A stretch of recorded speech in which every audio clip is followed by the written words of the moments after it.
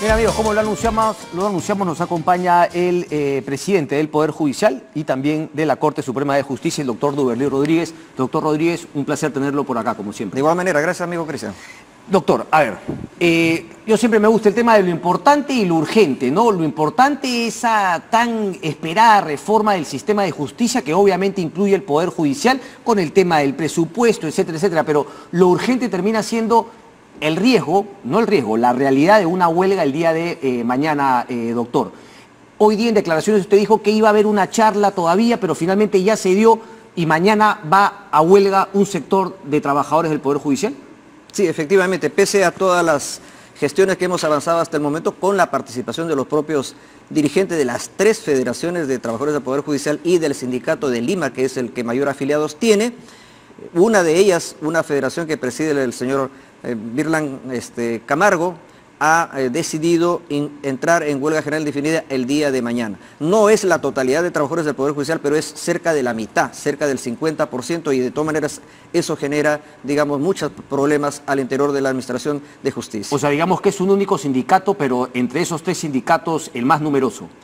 Podríamos decir que sí, porque agrupa a 18 bases de las 33 cortes que son en el Perú, es decir, la mayoría de sindicatos están dentro de esa federación, pero la más numerosa, que es Lima, no ha tomado la decisión de ir a la huelga. Ok, la más numerosa, digamos, de manera individual, pero obviamente en la suma agrupa muchas regiones y por lo tanto el 50%. ¿Qué consecuencias va a traer esto sobre el Poder Judicial? Si usted me lo plantea de esa manera, quiere decir que, digamos, va a ser selectivo el tema, o sea, en algunas regiones va a ser más problemática el tema del Poder Judicial que en Lima, que por ejemplo Lima no va a paralizar. ¿Es así o me equivoco? Sí, así es, y espero que obviamente esa previsión o ese panorama se presente el día de mañana, porque para que entren en huelga tienen que comunicar formalmente que van a entrar en huelga, y el sindicato de Lima no ha comunicado al Poder Judicial que va a entrar en huelga. Entonces, ok, pero ¿podrían finalmente no hacerlo? Podrían finalmente hacerlo o no hacerlo, eso ya depende de la decisión que tomen, pero como hemos estado conversando con ellos hoy día, hasta pasado el mediodía, después que hemos regresado del Congreso de la República, donde hemos sido atendidos por el señor Luis Galarreta, presidente del Congreso, hemos vuelto a hacer un balance de cómo andan las gestiones ante los 2 poderes del Estado, ante el Poder Ejecutivo y ante el Poder Legislativo. Entonces, yo aspiro y pienso y soy optimista de que si no es mañana, de repente pasado, vuelvan a evaluar la no pertinencia de esta medida de lucha para que de manera conjunta vayamos realizando las gestiones que ya hemos avanzado bastante. Quiero resumir una cosa. Ellos, por ejemplo, ¿cuáles son los motivos de la huelga? Hay que saber qué es lo que piden. Piden exclusión de la ley Servir, ya se presentó el proyecto de la ley Servir al Congreso de la República.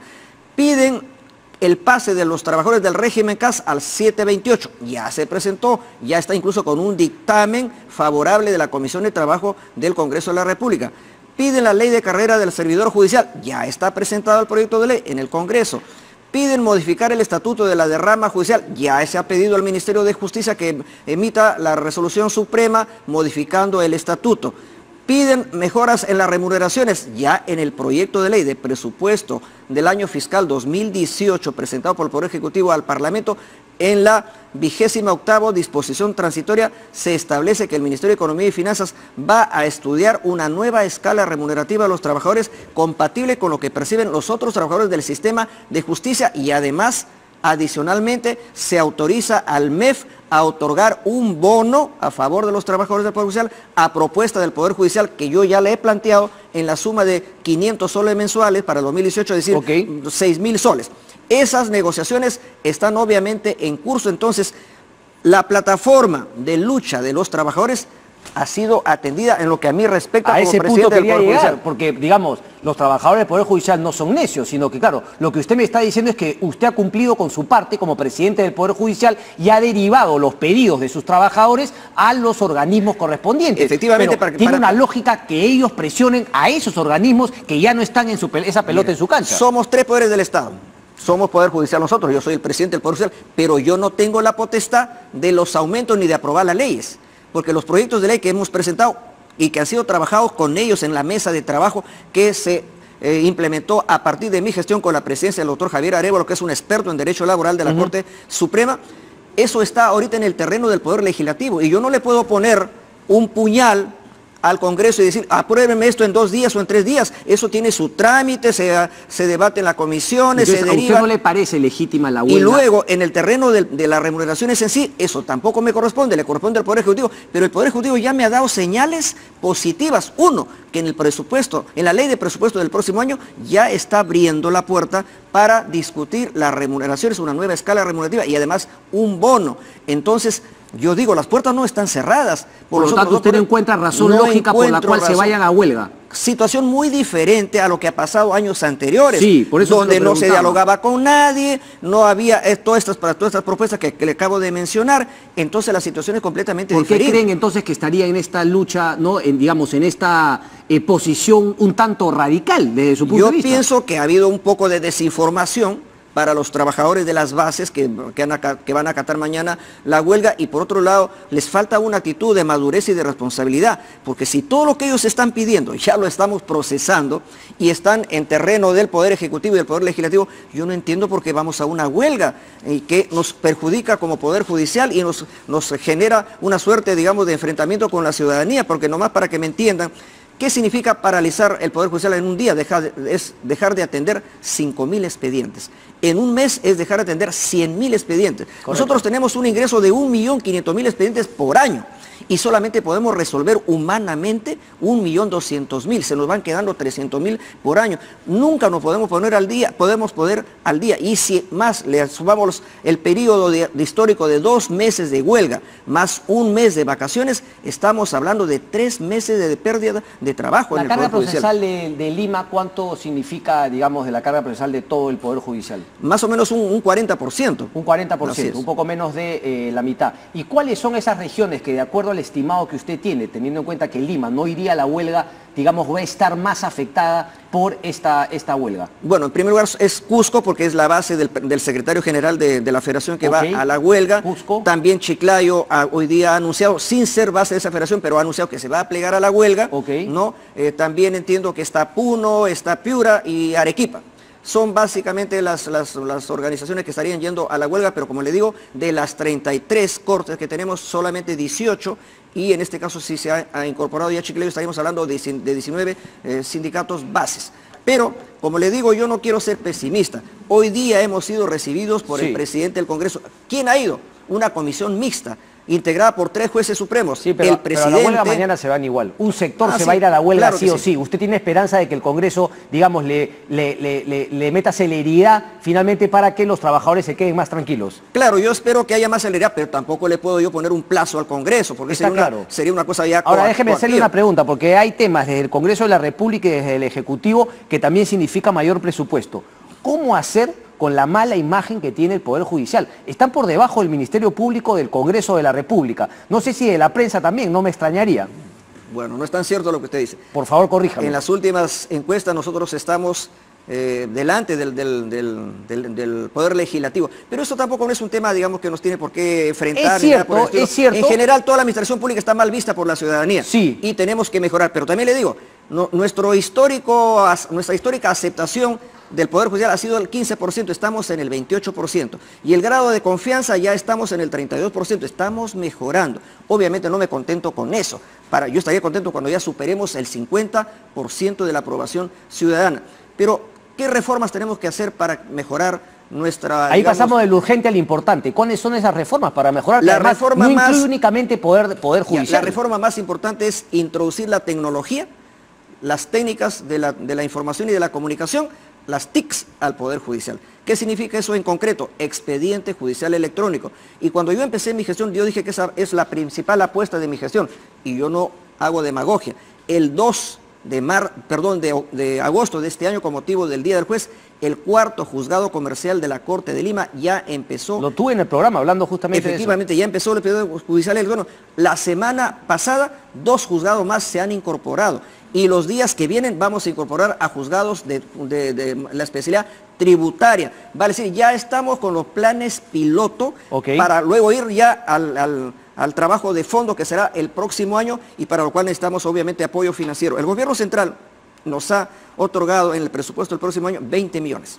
Pero la reforma del expediente judicial electrónico nos va a costar no menos de 100 millones de dólares. Y yo también ya he hecho, digamos, el trabajo que me corresponde. He viajado a Washington. Sí, me acuerdo. Con todas las autoridades centrales de la administración. Ya ha conseguido apoyo ahí económico. Ya el Banco Mundial nos ha asegurado un préstamo de 200 millones de dólares. Correcto. De tal manera que dentro de 4 años, que es lo que yo calculo que me va a demorar esta reforma, este proceso se va a llevar adelante. ¿Qué vamos a ganar con el expediente judicial electrónico? Explíquele, porque la gente va a creer que es solamente digitalizar y es un tema fundamental en la lucha contra la corrupción. Nos permite ganar 2 cosas.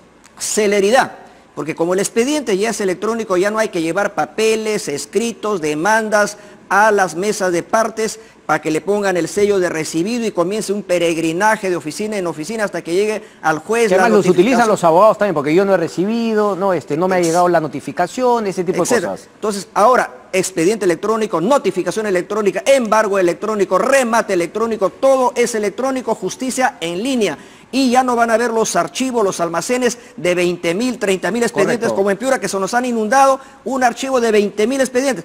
Todo va a estar en línea. Usted que conoce de informática, va a estar en la famosa nube. Ahí va a estar archivado el expediente judicial electrónico. Buen punto. Quiero cambiar un poco de tema porque vamos pasando de lo urgente finalmente a lo importante, y esto es importante y urgente, que es justamente la imagen del Poder Judicial y la oportunidad que significa el tema de Lavallato. Yo siempre lo planteo, crisis-oportunidad, y esto es una gran oportunidad para todo el sistema de justicia. Pero, por ejemplo, en una época, legítimamente el Ministerio Público decía, no sé por qué me echan la culpa, porque la investigación que hace la policía es un desastre. ¿Cómo siente usted que finalmente muchos dicen, no, el Poder Judicial es el más complicado con el tema de justicia, cuando al Poder Judicial no le puede quedar otra que esperar, sobre todo en temas penales, ¿no? Y el trabajo de la policía. El trabajo del Ministerio Público, porque finalmente el Ministerio Público trabaja con la policía y luego va al Poder Judicial. ¿Usted siente que son víctimas de un mal trabajo del Ministerio Público que obviamente involucra al Poder Judicial y quedan mal ante la población? ¿Hay algo de eso? ¿Siente eso? Bueno, yo no quiero en este caso formular cargos porque ya he tenido, digamos, algunos desencuentros con mis amigos del Ministerio Público y particularmente con el fiscal de la Nación, a quien respeto mucho y considero que es una persona, digamos, de mucha calidad profesional. Pero a usted le tiran barro, a usted, digamos, bueno, no tiene el mismo respeto por usted. Pero yo no voy a responder pues digamos, en esos términos. Lo que quiero decirlo es lo siguiente. Yo quiero pedirle a la ciudadanía que tenga confianza en sus instituciones, porque el día que se pierda confianza en las instituciones de la democracia, pues entonces todo se viene abajo, porque toda la desconfianza, la malicia, etcétera, etcétera. Yo creo que eso no es conveniente para una democracia. ¿Qué es lo que está pasando ahora? En el caso Lavallato, yo entiendo, sospecho, porque no soy parte en el proceso, que el doctor Hamilton Castro está haciendo un buen trabajo. Él es el que diseña la estrategia del caso Lavallato. Y cuando ya él tenga terminado su trabajo, entre otras cosas, que termine su proceso de colaboración eficaz. Perdón que lo interrumpa. ¿Qué es para usted el caso Lavallato? Es el más grande caso de mega corrupción política de los últimos tiempos. ¿Y a usted le parece que el caso más grande de mega corrupción política puede ser manejado por una persona? No, es que no solamente es una sola persona. Sí, pero la única persona que decide sobre ese tema es el señor Hamilton Castro. No, pero el señor Pablo Sánchez no lidera nada. No, pero él es un equipo, pues sí, porque además a él le corresponde la investigación. Funcionalmente. Usted ha dicho que Manuela Villar, la fiscal que ve justamente el caso de Coteva, a diferencia del señor Castro, que ve el tema Odebrecht para Alejandro Toledo, no ha podido tener nada de información, no ha compartido nada del señor Hamilton Castro. No debería ser el líder del Ministerio Público quien lidera su equipo. Es que en ese caso ellos tienen que ponerse de acuerdo, pues con cuál caso se quedan, o se quedan con Ecoteva o se quedan con Odebrecht. Yo particularmente pienso que deberían quedarse con Odebrecht, porque es ahí donde hay más información y porque es ahí donde particularmente creo que se está produciendo el proceso de colaboración eficaz con Odebrecht. Entonces, si ahí se está siguiendo ya la ruta del dinero, los offshore, los paraísos fiscales, Andorra, ya ha venido un fiscal de Andorra, un juez de Andorra, entonces ya ellos creo que tienen información suficiente y en el momento que ellos consideren conveniente, me imagino que ya van a formalizar, por ejemplo, el pedido de extradición a Estados Unidos, que hasta el momento no lo han presentado. ¿Por qué cree que no se ha tomado esa decisión todavía? Yo creo porque todavía el fiscal considera que no tiene toda la información completa. Es decir, el fiscal hace Pero ¿por qué entonces Manuela Villar avanza en paralelo sin tener toda la información que sí tiene Hamilton Castro e intenta presentar justamente una orden de arresto provisorio, insistir con la extradición, ese tipo de cosas? Es que como es un proceso aparte, cada uno pues tiene que hacer su trabajo. Entonces, porque si la fiscal Manuela Villar no hace nada, le van a decir que por qué no hace nada.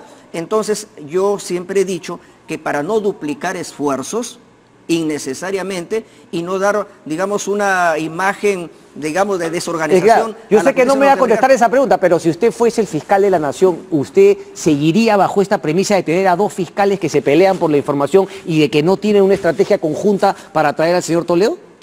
Bueno, no, tendría que ponerme en esa circunstancia, pero prefiero no opinar porque ya le digo, pues yo respeto la autonomía de las instituciones. Dejemos entonces fuera del Consejo al presidente del Poder Judicial y vayamos, por ejemplo, al estudio de abogados contratado por el gobierno peruano para asesorar al Estado peruano en el tema de la extradición de Alejandro Toledo. ¿Qué ha dicho el estudio Foley? El estudio Foley ha dado prácticamente sugerencias de cómo tramitar la extradición. ¿Y esa sugerencia le da la razón al señor Vela y al Ministerio Público o le da la razón a usted y al señor Concha cuando decían no insistan con este tema porque esto va a debilitar la posición del Perú frente a la justicia española, estadounidense? No hay necesidad pues, de ser un experto para darse cuenta que ese estudio le está dando la razón en cierto modo a lo que dice el doctor Abel Concha.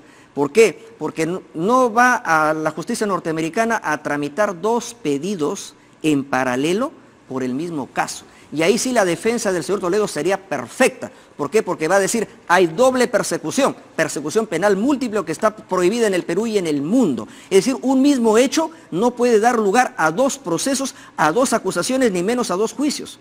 Déjeme hacerle una pregunta, porque Comercio 20 de octubre justamente informaba que el expresidente Toledo, a través de sus abogados, está intentando justamente plantear este tema de la persecución política y que a través de un escrito presentado por su abogado Roberto Su, Toledo solicitó a Concha que anexe el requerimiento del fiscal Hamilton Castro y la resolución de fecha 9 de febrero de 2017 emitida por el primer juzgado de investigación preparatoria. La pregunta es, ¿cuál es la estrategia de Toledo, esta que usted acaba de plantear? Claro, de generar justamente la confusión. ¿Por qué? Porque ¿qué cosa hay detrás de esa solicitud?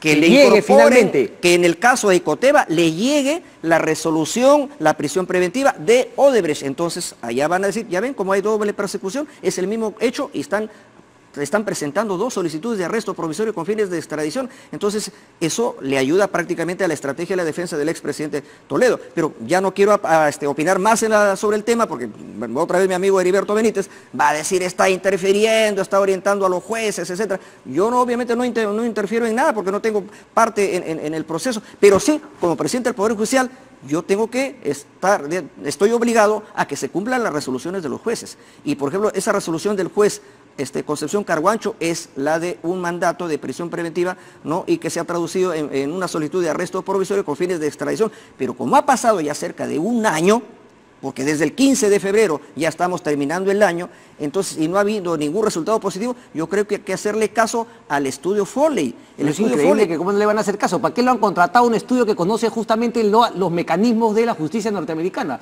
Pregunta, con esta voy terminando. ¿Usted tiene acceso a ese informe? ¿Se lo ha mandado al Ministerio de Justicia? Sí, ahora ya es de conocimiento público, ya una copia me ha llegado de parte del Ministerio de Justicia, pero simplemente como una cuestión, digamos, de información general. ¿Dónde puedo acceder a esa información? Bueno, yo creo que si usted lo solicita al Ministerio de Justicia se lo van a entregar. ¿Usted no me lo va a mandar? Si usted desea, se lo puedo mandar. Por favor, si es información pública, yo quisiera justamente no ver... Ya no es secreto. Ya no es secreto. Así es. Correcto. Doctor, un placer como siempre. Gracias. Muchísimas gracias.